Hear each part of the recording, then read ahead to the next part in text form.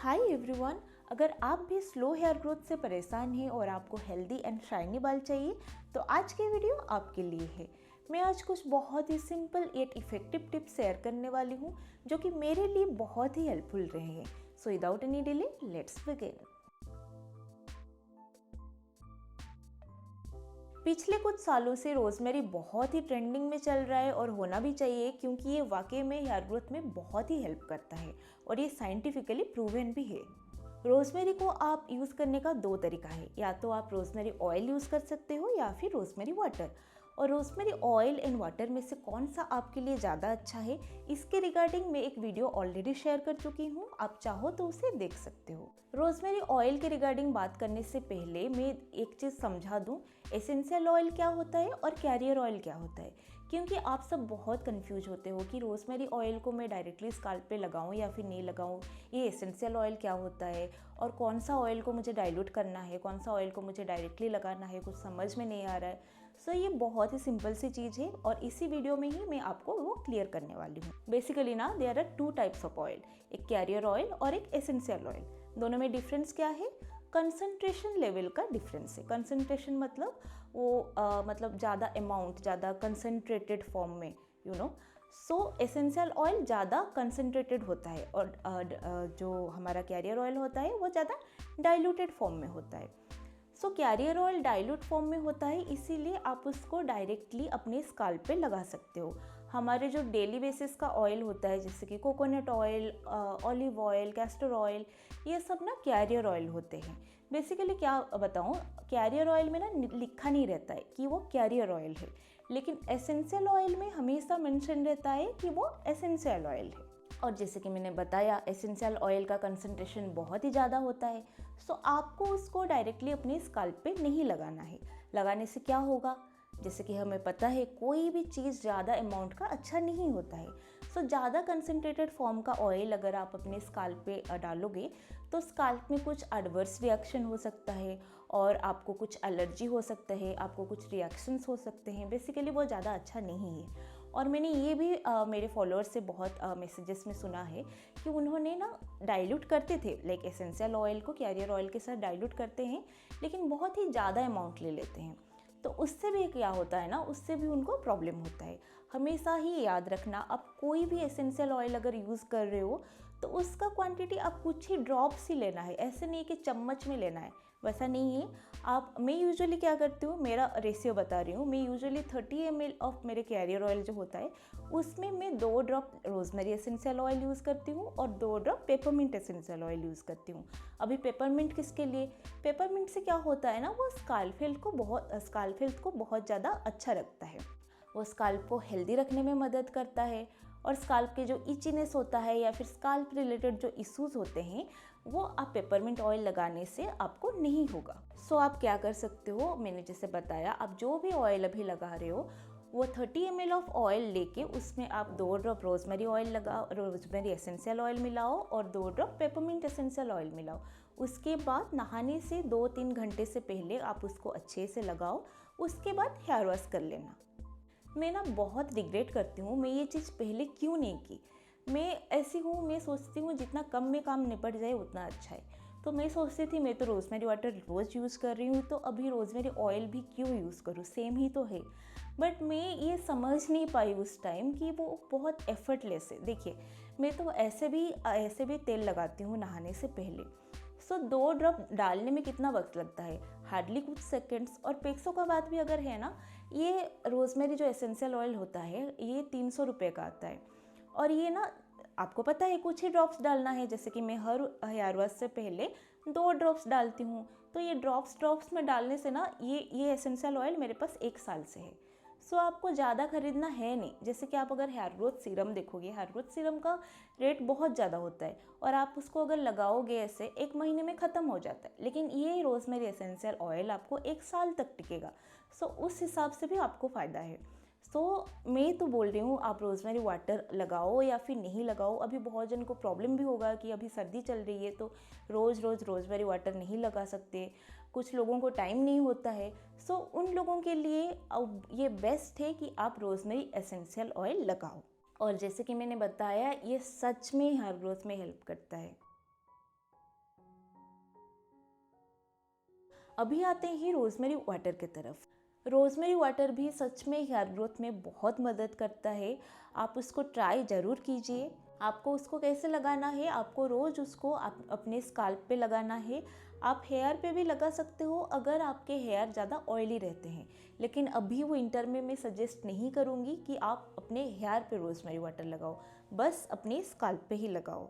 उसको आपको रोज़ लगाना है और लगाने के बाद आप ध्यान रखें आपके जो स्काल्प होते हैं वो बहुत मतलब डैम्प रहते हैं रोज़मेरी वाटर लगाने के बाद। तो आप डैम्प स्काल्प लेके आप सो ना जाए, क्योंकि ना डैम्प स्काल्प से सोने से डैंड्रफ होने का ज़्यादा चांसेस रहते हैं। सो इसीलिए रोज़मेरी वाटर लगाने के बाद उसको अपने स्काल्प को अच्छे से उसको सुखाएं। उसके बाद आप अगर सोना है तो सोने जाइए। आप लोग ना हमेशा ही पूछते हो दीदी क्या प्रोडक्ट लगाऊं, कौन सा प्रोडक्ट लगाने से हेयर ग्रोथ होगा, ये वो। लेकिन सबसे इम्पोर्टेंट चीज़ जिसको करने के लिए आपको 1 रुपये का भी पैसा नहीं लगेगा, वो आप कभी नहीं करते हो। ऐसा क्यों? ये एक बहुत ही underrated form of hair growth technique है, जो कि है स्काल्प मसाज। आप कुछ करो या फिर नहीं करो, ये फ्री का मेथड जरूर करना। स्काल्प मसाज से क्या होता है, स्काल्प मसाज से स्काल्प पे ब्लड फ्लो इंक्रीज होता है। सो ऑब्वियसली स्काल्प पे ज़्यादा न्यूट्रिएंट्स भी पहुंचते हैं। तो इसीलिए ये हेयर ग्रोथ में बहुत ज़्यादा मदद करता है और ये एक आप डेली कर सकते हो। ये बहुत रिलैक्सिंग भी लगता है। आपको 5 मिनट बस देना है। ऑब्वियसली आप अगर ज़्यादा कर सकते हो तो ज़्यादा अच्छा है, लेकिन प्लीज़ आप 5 मिनट अपने आप को दीजिए। आप अच्छे से स्कल्प मसाज कीजिए। और मैं तो यूजुअली सोने से पहले करती हूँ, क्योंकि वो बहुत ज़्यादा रिलैक्सिंग लगता है। सो आप कोई भी प्रोडक्ट में इन्वेस्ट करो या फिर नहीं करो, लेकिन स्कल्प मसाज ज़रूर करना। जो भी चीज़ फ्री में अच्छे से हो रहा है उसको कभी मिस नहीं करना है। आप हेयर ग्रोथ सीरम भी यूज़ कर सकते हो। अभी मार्केट में बहुत अच्छे अच्छे हेयर ग्रोथ सीरम आए हैं। आप चाहो तो उनमें से कोई एक यूज़ कर सकते हो। मैं अपने कुछ फेवरेट हेयर ग्रोथ सीरम का लिंक आपको डिस्क्रिप्शन बॉक्स में दे दूँगी, आपको चाहिए तो वहाँ से ले लेना। अभी आते हैं कुछ डाउट्स के बारे में। अगर मैं हेयर ग्रोथ सीरम लगा रही हूँ तो मैं क्या रोज़मेरी वाटर भी लगा पाऊँगी? कब मैं रोज़मेरी वाटर लगाऊंगी और कब मैं हेयर ग्रोथ सीरम लगाऊंगी? यूजुअली क्या होता है ना, दोनों आप लगा सकते हो, लेकिन दोनों के बीच में आपको गैप रखना है। मैं यूजुअली क्या करती हूँ, अगर मैं हेयर ग्रोथ सीरम लगाती हूँ तो मेरा रूटीन क्या होता है। इन जनरल देखिए, रोज़मेरी वाटर पानी है तो उसको मैं दिन में लगाने में ज़्यादा आसानी होता है, क्योंकि वो स्काल्प जो होता है वो बहुत जल्द सूखता है दिन में। रात में ना वो डैम्प से डैम्प ही रह जाता है। तो मैं रोज़मेरी वाटर को दिन में लगाती हूँ। कभी भी मैं जो भी टाइम फ्री होती हूँ दिन में एक बार मैं रोज़मेरी वाटर लगा लेती हूँ। और रात को मेरे जो नाइट वाले हेयर ग्रोथ रूटीन होता है और नाइट वाले हेयर केयर रूटीन होता है, उसमें मैं हेयर ग्रोथ सीरम इस्तेमाल करती हूँ। कैसे? पहले मैं अपने बालों को डिटेंगल करती हूँ, उसके बाद मैं स्काल्प पे मेरा हेयर ग्रोथ सीरम लगाती हूँ, फिर जेंटली मसाज करती हूँ। कभी कभी मैं क्या करती हूँ ना, ये हेयर ग्रोथ सीरम लगाने से पहले स्काल्प मसाज करती हूँ। जो भी मसाज करती हूँ, हेयर ग्रोथ सीरम लगाती हूँ, प्रोटेक्टिव हेयर स्टाइल करती हूँ और ख़त्म, night hair care routine done. So yes, आप रोज़मेरी वाटर के साथ साथ हेयर ग्रोथ सीरम भी इस्तेमाल कर सकते हो। हमारे बाल ना केराटिन से बना है, जो कि एक टाइप का प्रोटीन है। इसीलिए हमारे डाइट में प्रोटीन होना बहुत ज़्यादा इम्पोर्टेंट होता है। आप जितना प्रोटीन इंटेक करोगे अपने बालों के लिए उतना अच्छा होता है। वो आपके बालों को अंदर से स्ट्रॉन्ग और हेल्दी बनाएगा। यहाँ पे एक लिस्ट दिया गया है जिसमें प्रोटीन रिच फूड सब लिखा हुआ है। आप उसे नोट कर सकते हो या फिर स्क्रीनशॉट कर सकते हो।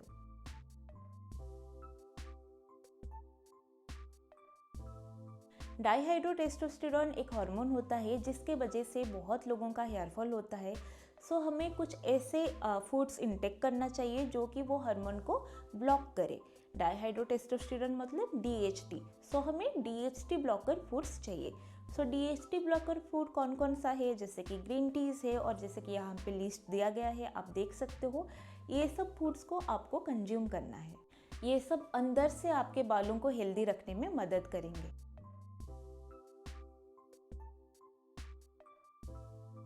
क्या होता है ना, हम बहुत सारे प्रोडक्ट इस्तेमाल करते हैं। कभी कभी कुछ लोग तो स्काल्प में भी कंडीशनर लगा लेते हैं, जो कि बिल्कुल अच्छा नहीं है। ऐसा नहीं करना है, कंडीशनर सिर्फ हेयर के लिए बना है।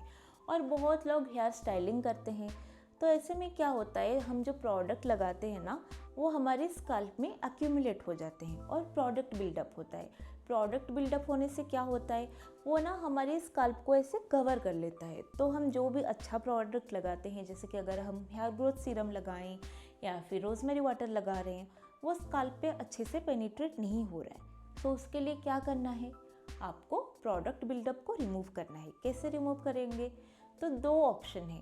या तो आप एक क्लैरिफाइंग शैम्पू यूज़ कर सकते हो, या फिर आप एक एक्सफोलिएटिंग स्काल्प सीरम यूज़ कर सकते हो। अभी क्लैरिफाइंग शैम्पू क्या है और वो नॉर्मल शैम्पू से कैसे डिफरेंट है। सो क्लैरिफाइंग शैम्पू में ना SLS होता है। SLS क्या है, वो एक स्ट्रॉन्ग सर्फेक्टेंट है, जो कि जो डर्ट होते हैं उसको वो अच्छे से निकलते हैं। हम जो रेगुलरली अभी ये शैम्पू यूज़ करते हैं ना, वो सल्फेट फ्री होता है, वो जेंटल होता है। सो इसीलिए वो जो प्रोडक्ट बिल्डअप होते हैं उसको अच्छे से रिमूव नहीं कर पाता है।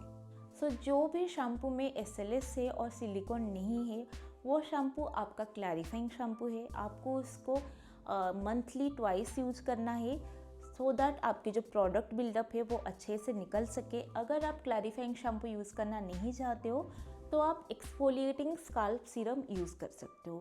मार्केट में एक्सफोलिएटिंग स्काल्प सीरम मिलते हैं, आप उसको लाइए और उसको बस जैसे ऑयल लगाते हो ना, उस दिन ऑयल मत लगाना, नहाने से 30 मिनट से पहले अपने स्काल्प पे लगा लेना और उसके बाद हेयर वॉश कर लेना।